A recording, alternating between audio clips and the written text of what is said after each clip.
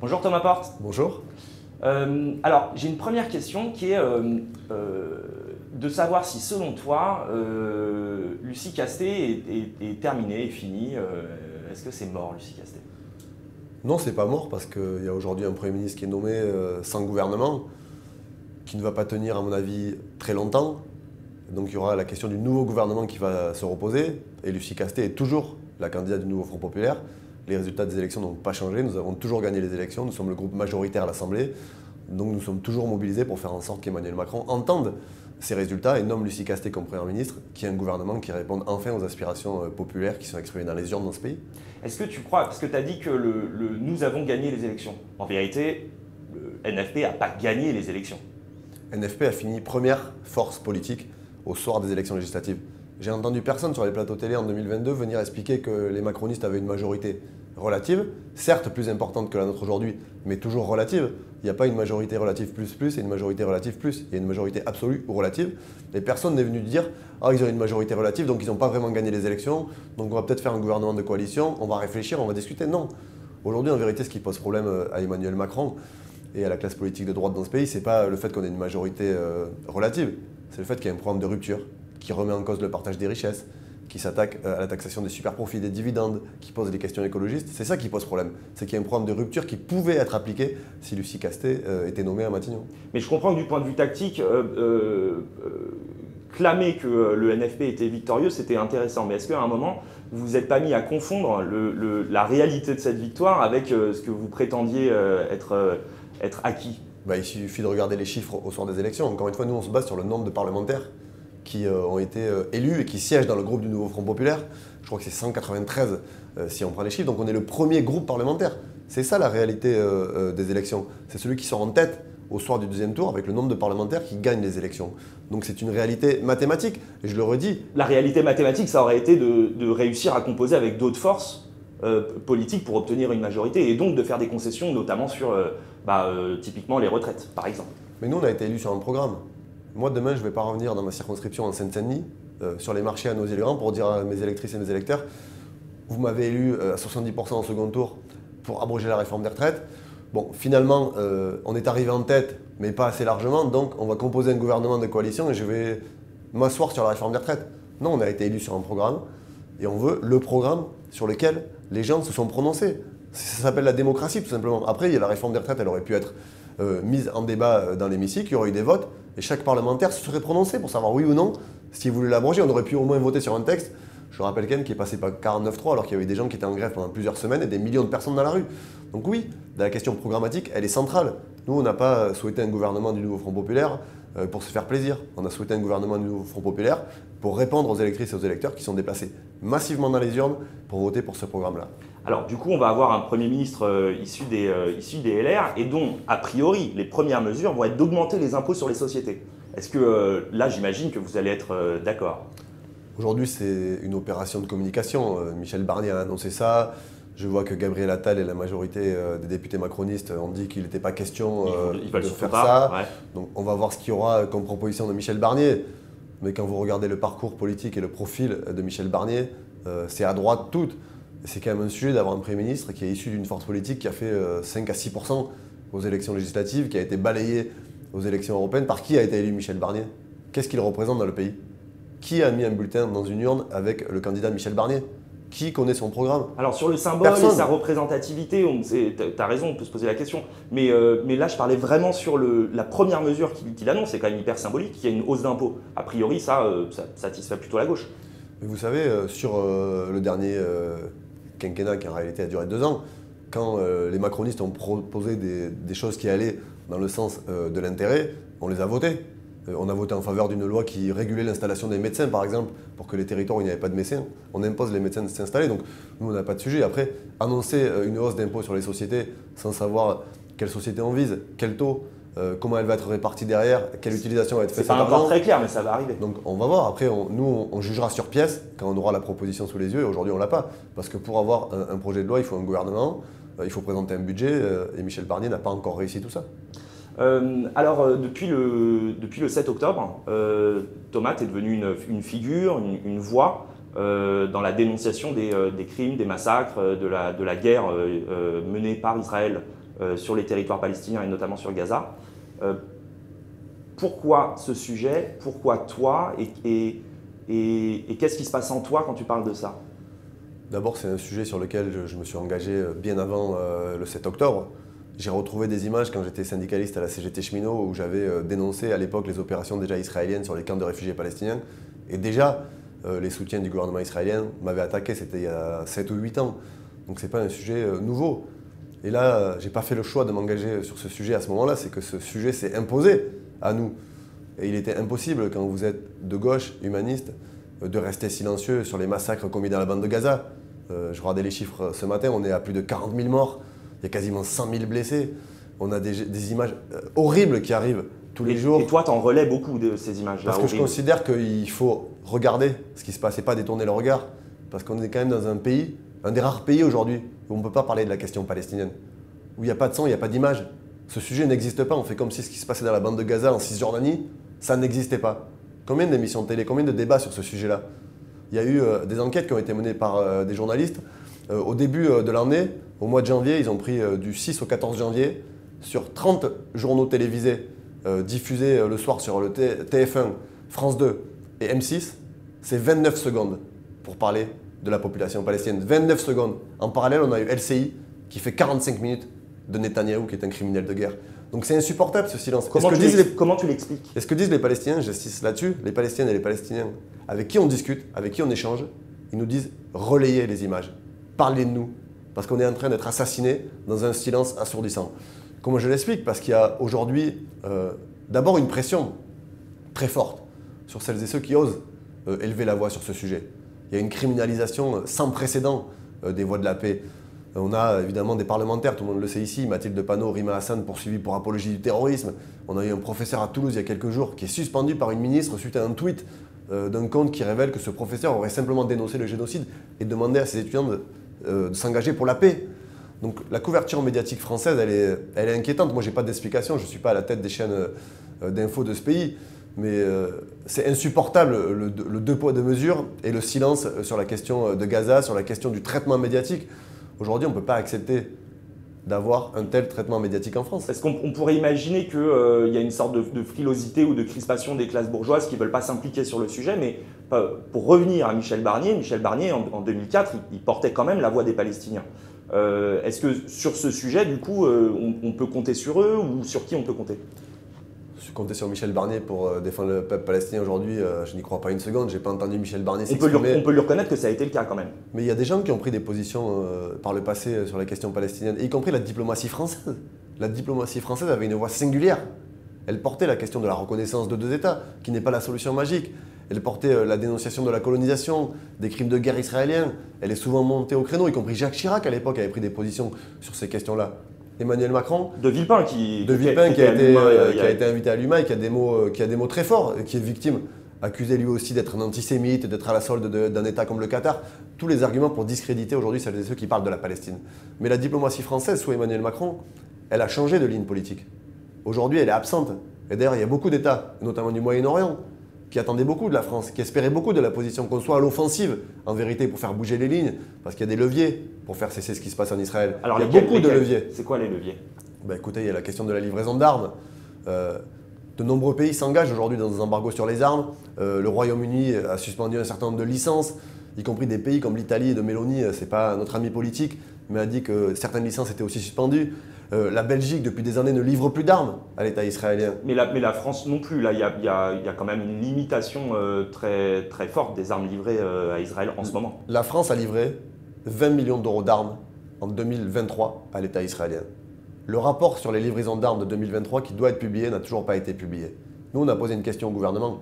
Est-ce que ces 20 millions d'euros d'armes, ils ont été livrés après ou avant le 7 octobre? Est-ce qu'ils ont été livrés en connaissance de cause de ce que faisait Benjamin Netanyahou? Donc 7 octobre, il reste 2 mois avant 2024, c'est certainement entre janvier et septembre. Mais la France continue de livrer des armes. Parce que vous n'avez pas que les livraisons de matériel militaire simple. Vous avez ce qu'on appelle les licences d'exportation d'armes. La France en a livré et signé des dizaines à destination de l'État d'Israël. Vous avez ce qu'on appelle le matériel à double usage, soit civil, soit militaire, sans aucune garantie de l'usage militaire ou civil. La France continue à le faire. En 2023, c'est des centaines de millions d'euros. Ça a explosé les contrats avec Israël. Donc le premier levier, c'est un embargo total sur les armes. Est-ce qu'on peut accepter aujourd'hui, nous Français, que des armes qu'on livre à Israël servent demain à bombarder des maternités, des hôpitaux, en tout cas ce qu'il en reste, ou des gens qui sont dans des camps de réfugiés. Et puis il y a la question des sanctions économiques, qui est aussi un levier qui peut être utilisé, l'accord d'association au sein de l'Union européenne où on se mobilise pour qu'il soit suspendu. Faire croire que ça n'existe pas les pouvoirs de sanction de la France contre l'État d'Israël, c'est faux. Sauf qu'aujourd'hui, Emmanuel Macron se contente de quoi? De faire des communiqués et des tweets ou des vidéos sur les réseaux sociaux. Ce qu'attendent les Palestiniennes et les Palestiniens, c'est des actes concrets pour sauver leur vie. Parce qu'aujourd'hui, on a un peuple qui est en voie de disparition, qui va être éradiqué par l'État israélien si rien n'est fait. Et la France n'est pas à la hauteur et Emmanuel Macron est complice de ce qui se passe dans la bande de Gaza. Alors il y a quelques mois, on s'est rendu compte qu'il y avait des premiers cas de polio à Gaza et Netanyahou a mis très longtemps avant d'accepter que des vaccins soient livrés. Pour toi, c'est le signe de quoi? D'une volonté d'assassiner un peuple dans son intégralité. Parce que il a fini par céder. Il a fini par céder, mais après combien de mois? Après combien d'alertes de l'OMS, de l'ONU? Là, aujourd'hui, à peu près 90% des enfants sont vaccinés, donc a priori, c'est sécurisé de ce point de vue-là. Mais pourquoi la polio est revenue dans la bande de Gaza? Parce que Netanyahou et son gouvernement de criminels ont organisé un siège, ont empêché la nourriture de rentrer, ont utilisé l'eau comme arme de guerre, ont empêché les médicaments, l'électricité. Tous les biens de première nécessité, tout ce qui permet à des gens de survivre, n'est plus accessible dans la bande de Gaza. Et effectivement, donc la philosophie, la polio elle était absente depuis des dizaines d'années. Et la volonté de Netanyahou, sa volonté politique, c'est de faire disparaître les Palestiniens. Mais que ce soit dans la bande de Gaza, ou aujourd'hui ce qu'on voit à Jérusalem-Est et en Cisjordanie, c'est une volonté d'éradiquer le peuple palestinien. Ce gouvernement est un gouvernement d'extrême droite, suprémaciste, raciste, qui poursuit des positions politiques qui sont l'éradication des Palestiniens. Et qu'est-ce que nous, on peut faire pour ça? Je sais que tu milites notamment pour la reconnaissance de l'État palestinien par la France, ce qui n'est en fait pas le cas. Ce qui est une aberration. Pour les gens qui ne savent pas, il y a 10 ans, les parlementaires français, l'Assemblée nationale et le Sénat ont voté pour la reconnaissance de l'État palestinien. Donc l'Assemblée nationale et le Sénat, la représentation nationale, a déjà voté la reconnaissance de l'État de Palestine. Il suffit à Emmanuel Macron de reconnaître l'État palestinien. Moi, je ne fais pas partie de ceux qui disent que reconnaître l'État de Palestine va régler les problèmes dans la bande de Gaza et va sauver de la mort certaines des milliers de Palestiniens. Mais c'est aussi un signal politique fort, c'est de dire nous reconnaissons cet État. Et reconnaître l'État de Palestine, c'est le chemin pour s'engager dans des sanctions, pour dire nous avons reconnu un État. Et après la reconnaissance, il faut permettre à cet État d'exister. Et si on veut aujourd'hui que l'État palestinien demain existe, sanctionner l'État d'Israël, son gouvernement, ses militaires. Enfin, je veux dire, aujourd'hui, moi je suis très en colère de l'inaction du gouvernement et peut-être encore plus de ceux qui sont silencieux, qui font comme si ça n'existait pas, par manque de courage politique, parce que c'est un sujet, oui, qui est aujourd'hui en France difficile, parce qu'on prend des coups, on est menacé, on est intimidé, on est diffamé. Mais est-ce qu'aujourd'hui, on peut rester silencieux quand sur nos téléphones portables tous les jours, on voit ces gamins qui crèvent de faim? Moi, jamais je resterai silencieux sur ce sujet-là. C'est un combat qui est majeur pour la gauche et pour l'ensemble des humanistes dans ce pays. Il y a une différence majeure, fondamentale entre Emmanuel Macron et les quelques journalistes de plateau qui font la leçon et qui ne connaissent rien à ce qui se passe et des milliers de personnes qui se mobilisent tous les week-ends pour dire que maintenant ça suffit. Alors là, vous venez de recevoir le ministre palestinien, alors je le prononce peut-être mal, Kaddoura Fares, et l'avocat franco-palestinien Salah Hamouri qui a porté plainte en avril pour torture lors de son incarcération en Israël. Qu'est-ce qui est ressorti de ces échanges? La question des prisonniers politiques palestiniens est une question qui est très importante. Elle est un peu passée sous silence parce que l'horreur à Gaza et le génocide sur la population est tellement important que la question des prisonniers politiques, elle est un peu silencieuse. Et on a du mal à imaginer qu'un État dit démocratique comme Israël, en dehors des crimes commis en ce moment, puisse torturer ses prisonniers. Bah écoutez, les faits qui sont rapportés des prisons israéliennes dans lesquelles se trouvent les détenus palestiniens qui finissent par être libérés, c'est des faits de torture. C'est des rapports d'ONG internationales. Aujourd'hui, Israël interdit à la Croix-Rouge de rentrer dans ces prisons. Ce qui est une violation là aussi du droit international. La Croix-Rouge peut intervenir dans toutes les prisons pour venir contrôler les lieux de détention et voir l'état des détenus. Mais surtout, ce qu'il faut expliquer, c'est qu'il y a un système en Israël qui permet la détention arbitraire. C'est depuis le régime colonial britannique, ça a été gardé. Ça a été assoupli dans les années 2000. Aujourd'hui, vous pouvez encore être détenu par plusieurs périodes renouvelables, sans savoir pourquoi, sans avoir accès à un avocat, sans que vos proches ne sachent où vous êtes. Et je vais vous donner un exemple de l'horreur des prisons palestiniennes. Quand il y a des Palestiniens et des Palestiniens qui décèdent en prison, et il y en a de plus en plus depuis le 7 octobre, s'il leur reste par exemple 6 mois de peine à purger, Israël attend 6 mois avant de rendre le corps du détenu palestinien. C'est-à-dire qu'ils font purger la peine même à des gens qui sont morts. Il n'y a pas une maison palestinienne, explique le ministre des prisonniers politiques, pas une maison palestinienne dans l'ensemble des territoires qui n'a pas été un jour confrontée à l'horreur des prisons israéliennes. C'est quoi, on parle des prisons israéliennes, c'est quoi Sdei Teiman? C'est ce qu'on a appelé le scandale du Guantanamo israélien, c'est-à-dire des actes de viol, des tortures. C'est une prison. C'est une prison militaire qui était gardée secrète, mais l'ampleur du scandale a été tellement importante qu'ils ont été obligés de révéler ça. Et les témoignages qui nous ressortent de cette prison, c'est-à-dire qu'il y a des gens, par exemple des prisonniers palestiniens, sont attachés pendant plusieurs jours, plusieurs semaines, à tel point que quand ils sont libérés, ils sont obligés de couper les mains ou les pieds pour enlever les menottes. C'est ce qu'est venu dire le ministre palestinien. C'est ce qu'on dit des Palestiniens et des Palestiniennes qui étaient à la fête de l'humanité, qui étaient enfermés dans ces prisons. Et ce que le témoignage dit que le focus s'est fait sur cette prison. Mais en vérité, toutes les prisons aujourd'hui israéliennes qui sont contrôlées par l'armée font des actes de torture sur les prisonniers. Et ça s'est accentué depuis le 7 octobre, où il y a une vengeance collective qui s'organise sur les prisonniers palestiniens, où ils n'ont plus accès à des visites, ils n'ont plus accès aux soins, où ils vivent avec simplement une couverture dans des cellules, ils sont traités comme des chiens. C'est ça aujourd'hui qui se passe dans les prisons israéliennes. Alors je voudrais qu'on clarifie vraiment au maximum. Toi, tu ne penses pas que la solution soit la disparition de l'État d'Israël? Moi, j'ai jamais milité pour la disparition de l'État d'Israël, et je ne suis pas pour la disparition de l'État d'Israël. Et est-ce que tu penses qu'Israël aujourd'hui, le peuple israélien, peut se rebeller contre ce gouvernement d'extrême droite, suprémaciste, comme tu le disais? Aujourd'hui, est-ce qu'on peut faire confiance au peuple israélien pour reprendre la main sur ce gouvernement qui est censé être un gouvernement démocratique? Je ne crois pas que c'est une question de confiance, c'est une question d'actes concrets. Et aujourd'hui, on voit en Israël des mobilisations massives contre le gouvernement de Benjamin Netanyahou, qui, en vérité, n'a que faire du sort des otages dans la bande de Gaza. Ça ne l'intéresse pas. Qu'il rentre mort ou vivant, ce n'est pas son sujet. Son sujet, c'est de continuer la guerre pour pouvoir se maintenir au pouvoir. Parce que cet homme-là sait que la guerre terminée, c'est fini pour lui. Il devra rendre des comptes et l'économie israélienne est à genoux. Parce que l'économie de guerre, ça coûte très cher. On n'en parle pas beaucoup, tu as des éléments là-dessus? Il y a plusieurs enquêtes, je n'ai pas de chiffres clés, mais en tout cas, ça coûte de plus en plus cher parce qu'il faut emprunter sur les marchés financiers, il faut acheter des armes, même si vous avez des armes qui sont livrées par des États amis, il faut les payer. A priori, ils ont la confiance des États-Unis, donc ils peuvent rouler comme ça pendant longtemps. Pour l'instant, les États-Unis continuent de soutenir l'État israélien, même si l'entrée de Kamala Harris dans la campagne présidentielle change un peu la donne.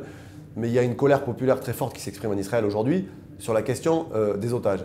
Après, on n'entend pas dans les mobilisations massives en Israël, on n'entend pas forcément la question du cessez-le-feu, on n'entend pas forcément la question de la reconnaissance de l'État palestinien. Mais il faut aussi mesurer le traumatisme subi par la population israélienne le 7 octobre, qui est un traumatisme massif et qui restera dans les têtes, dans les corps, pendant des dizaines d'années. Donc tout ça, il faut l'entendre aussi.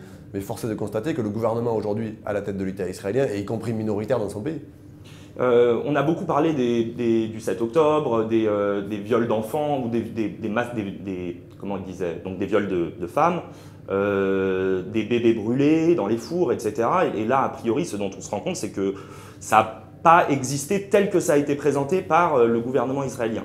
Je crois qu'il est indéniable que ce qui s'est passé le 7 octobre était d'une violence et d'une atrocité inouïe, et que c'est condamnable en tout point, et qu'il y a eu des actes barbares absolument indescriptibles, et qu'il faut combattre de toutes nos forces. Mais le récit médiatique qui a été construit autour de ce qui s'est passé le 7 octobre, notamment par le gouvernement israélien, finalement, quand on a des enquêtes journalistiques sérieuses, qu'on a des gens qui travaillent, qui se déplacent, qui recoupent les témoignages… On se souvient du film qui a été diffusé à l'Assemblée nationale. C'est pas aussi cousu de fil blanc que ce qu'a voulu faire croire le gouvernement israélien, où on a même vu ces derniers jours des éléments d'enquête dans les journaux où l'armée israélienne aurait elle-même tiré sur ses propres citoyens. Donc tout ça pose question. Après, on est dans une situation complexe où l'accès à l'information n'est pas permis, puisque c'est contrôlé uniquement par le gouvernement israélien. Donc tout ça va prendre du temps, mais au final, une chose est sûre, y compris dans des affaires aussi complexes, dans des affaires aussi sensibles, la vérité, elle finit toujours par éclater. Et on connaîtra dans l'histoire ce qui s'est réellement passé, les responsabilités des uns et des autres. Est-ce que vous avez conscience que cette mobilisation, notamment à la France Insoumise, sur la question palestinienne, a crispé un certain nombre d'électeurs français et aujourd'hui coupe une partie de la gauche d'une partie des Français? Et comment vous dealez avec ça? Enfin, quels sont les échanges stratégiques sur cette question? D'abord, on ne fait pas de la politique et on ne s'engage pas dans des mobilisations parce qu'on pense que notre électorat va être d'accord ou il ne va pas être d'accord. Moi, quand je me mobilise pour la question palestinienne, mon premier réflexe, c'est de dire qu'il y a des gens qui meurent et qui sont massacrés, qu'est-ce qu'on fait pour que ça s'arrête? Ça, c'est le premier moteur de l'action. C'est l'action politique. Si on fait de la politique parce que le sondage a dit que ce n'était pas positif de faire telle action ou parce que notre électorat ne veut pas ce sujet-là, il faut faire autre chose que de la politique. Parce que la politique, c'est des convictions, ce n'est pas de la communication. Et on l'oublie trop souvent. Après, comment on travaille sur ce sujet-là? Mais Sandrine Rousseau, par exemple, chez nous, ici, disait que la gauche avait certainement eu un problème avec sa représentation de l'antisémitisme et la défense de ses concitoyens juifs.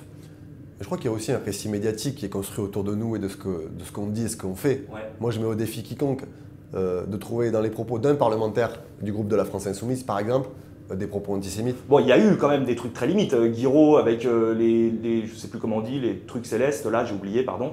Il y a eu des trucs assez border. Mais il y a eu de l'OGU avec les pizzas. C'est l'interprétation qui en est faite, encore une fois. Et moi, je me porte garant de l'ensemble de mes collègues. Pas un de mes collègues est antisémite. Et effectivement, y compris, je parlais du traumatisme, le traumatisme de la communauté juive en France, suite à ce qui s'est passé le 7 octobre, il est énorme. Et il faut condamner tous les actes antisémites. Il faut être aux côtés de nos concitoyens juifs quand ils sont victimes d'actes antisémites. Mais il y a aussi une responsabilité dans la montée de l'antisémitisme qu'on nous a trop collé sur le dos en disant « vous parlez de la question palestinienne, vous êtes responsable de la montée de l'antisémitisme dans ce pays ». On n'a jamais parlé de religion quand on parle de Palestine-Israël. On parle de questions politiques, de solutions à deux États. C'est aujourd'hui celles et ceux qui sont en première ligne pour soutenir le gouvernement israélien, qui essentialise ce conflit, qui pose la question de la religion et de l'État juif. Nous, on ne parle jamais de ça. Moi, je suis très à l'aise puisque je suis quelqu'un qui n'est pas baptisé. Les religions, ce n'est pas ma tasse de thé, véritablement. Et je me bats sur un conflit politique. Donc des gens en face de nous sont en train de changer le paradigme de ce qui se passe pour essayer d'avoir une lecture du conflit qui est une lecture religieuse. Ce n'est pas un conflit religieux. C'est un conflit politique avec une colonisation, avec une occupation, et avec du droit international. Et c'est par là que passera la sortie et le retour à la paix. Et le retour à la paix pour tout le monde. Donc oui, ceux qui mettent dans la discussion des questions religieuses et identitaires sont ceux qui sont responsables de la montée de l'antisémitisme, mettent en danger des personnes en raison de leur religion ou de leur couleur de peau. Est-ce que tu entends aussi ceux qui disent qu'il y a d'une certaine façon un deux poids deux mesures de la France insoumise sur la question de la guerre, quand aujourd'hui effectivement les estimations c'est quoi, entre 40 et 50 000 morts à Gaza, et les estimations c'est plutôt de l'ordre de 300 000 morts en Ukraine? On a été très clair sur la condamnation de l'offensive russe en Ukraine. D'ailleurs, la France Insoumise a publié un communiqué de presse. Ça vous occupe moins, c'est pas une insulte que de le dire. Mais ça nous occupe autant, c'est-à-dire qu'on a des parlementaires qui sont élus au Parlement européen qui prennent des positions là-dessus, qui portent des résolutions, sauf qu'aujourd'hui on est aussi dans une lecture médiatique et dans un combat politique en France sur la question russe-ukrainienne, où il y a une position d'Emmanuel Macron qui est va-t en guerre, c'est-à-dire qu'il considère que la résolution de ce conflit, elle va passer par toujours plus d'armes à l'Ukraine, toujours plus de guerre. Et nous on dit non. Aujourd'hui, il y a déjà beaucoup trop de gens qui sont morts, et c'est des populations civiles des deux côtés. Donc il faut négocier.